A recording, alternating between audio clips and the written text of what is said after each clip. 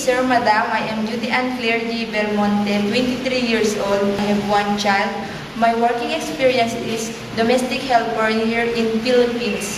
My duties and responsibilities: cooking, ironing, washing, care, pet, and care child.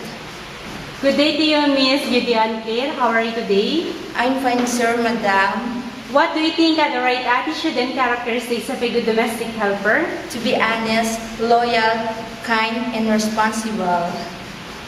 So since you're a first-timer, how will you avoid your homesickness? To make busy to my work, Sir, Madam. So can you tell us the proper way in how to take care of the children? I treat them as my own child, give her food every day, vitamins, and take a bath every day, Sir, Madam. So what if you committed a mistake and the employer scolds you, what will you do? Sir, Madam, I'm sorry, I do not do it again.